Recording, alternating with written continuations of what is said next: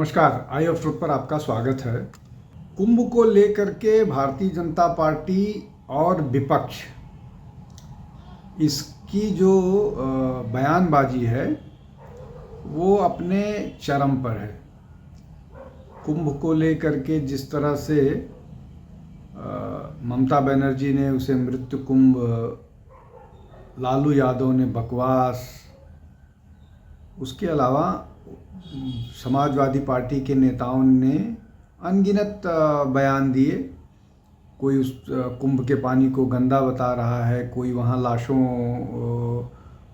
लाशें तैरती हुई बता रहा है, कोई ये बता रहा है कि मलमूत्र के बीच स्नानार्थियों को स्नान कराया जा रहा है।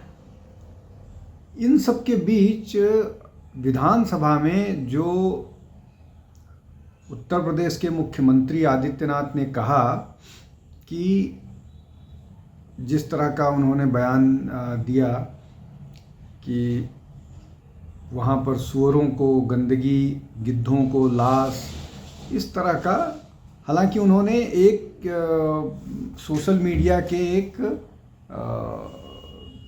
इन्फ्लुएंसर के पोस्ट को कोट किया था, लेकिन इस सब पर अखिलेश यादव ने जवाब दिया है। हालांकि ज़्यादातर विपक्षी नेता जो हैं वो कुंभ पर बयान दे करके किनारे कर लेते हैं, लेकिन अखिलेश यादव ने शायद ये अपनी नैतिक जिम्मेदारी मान ली है, या ये कहिए कि उनको कुंभ की सफलता और कुंभ के जिस तरह से सफल आयोजन है उसमें 2027 का डर नज़र आने लगा है। इसलिए कि जब भी हाल फिलहाल के जो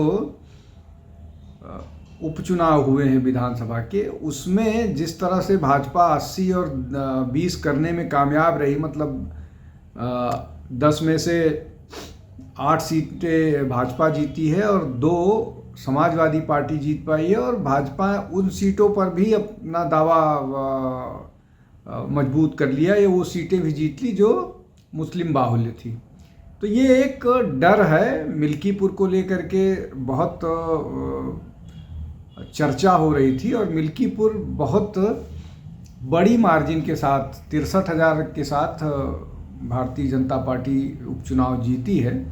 तो ये सब एक निश्चित तौर पर अखिलेश के लिए चिंता का विषय बना हुआ है,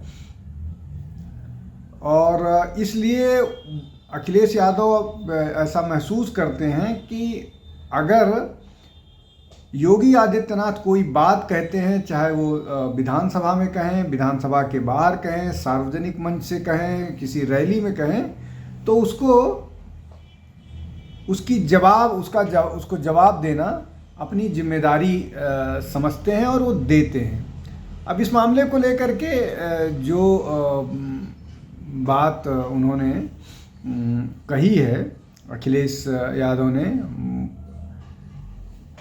तो अखिलेश ने कहा कि ये जो महाकुंभ है ये एक धार्मिक और आध्यात्मिक पर्व है, और इसके लिए जो शब्दों का जो चयन है उसमें थोड़ी सी इस पर्व के प्रतिष्ठा के अनुकूल होना चाहिए।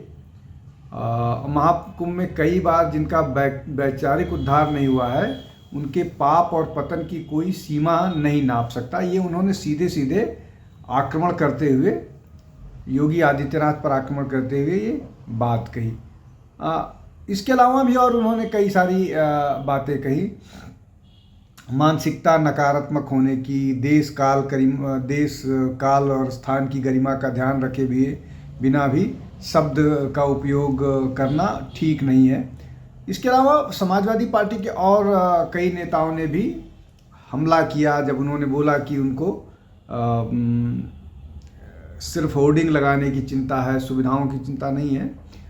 तो विपक्ष के नाते ये सारी बातें कहना उचित है। मतलब ये एक विपक्ष की जिम्मेदारी बन जाती है।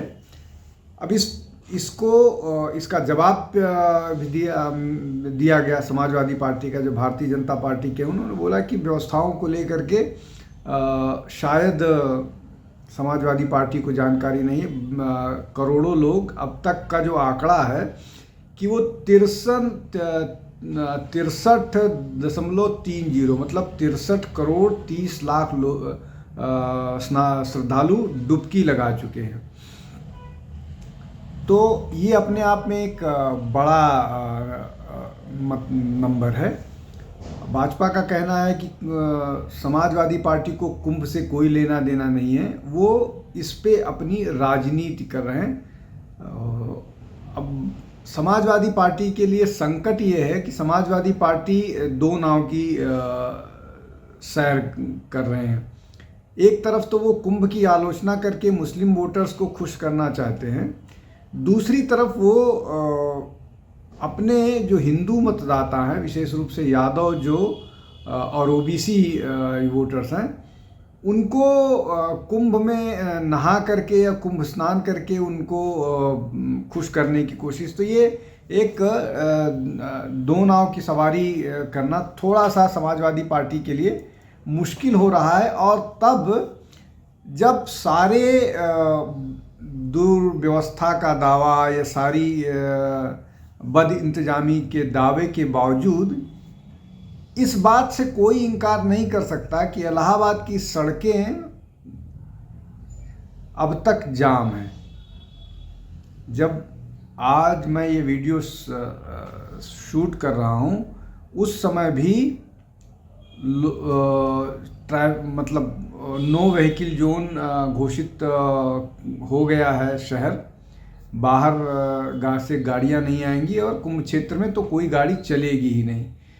तो जब ये 44वें 45वें दिन ये हाल है, 26 तारीख को मेला ख़त्म हो जाएगा, और जो धार्मिक दृष्टि से अगर देखा जाए तो ये जो माघ मेला होता है, जो 12 साल पे जिसका नाम कुंभ हो जाता है और हर 6 साल पे अर्धकुंभ होता है, वो धार्मिक दृष्टि से वो मेला माघी पौष पूर्णिमा से माघी पूर्णिमा तक 1 महीने का होता है, जब कल्पवासी होते हैं।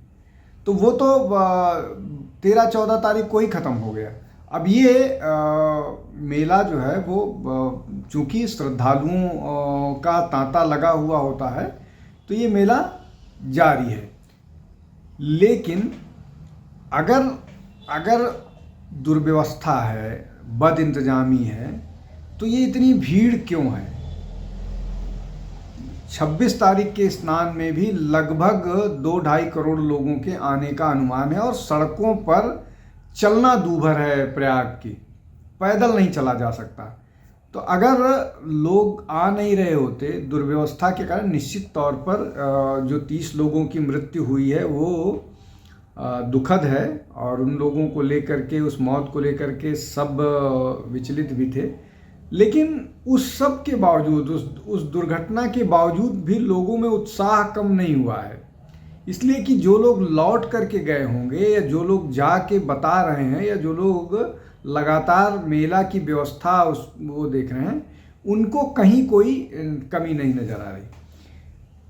तो कुल मिलाकर के ये जो बयानबाजी है, ये राजनीतिक ज़्यादा नज़र आ रही है। इसमें एक दूसरे पर राजनीति, पॉलिटिकल स्कोर सेटल करने का मामला ज़्यादा नज़र आ रहा है, और उससे ज़्यादा कुछ नज़र नहीं आ रहा है।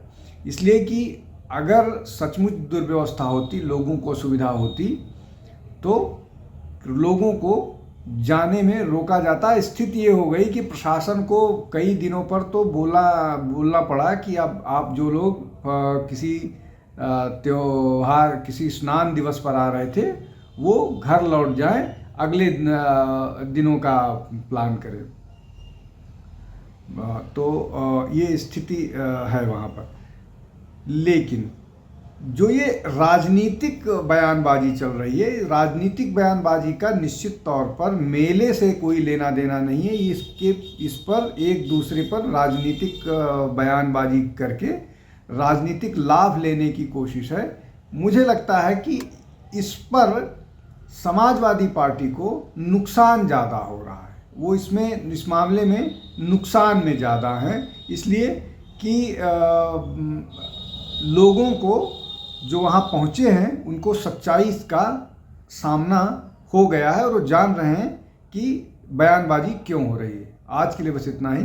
बहुत बहुत धन्यवाद। नमस्कार। हमारे चैनल आई ऑफ ट्रुथ को सब्सक्राइब कीजिए YouTube पर, इसे फॉलो कीजिए Facebook पर, Instagram पर, Twitter पर और कू पर। हमारे चैनल के बारे में फीडबैक देने के लिए हमें मेल कीजिए ioftruth.6@gmail.com पर।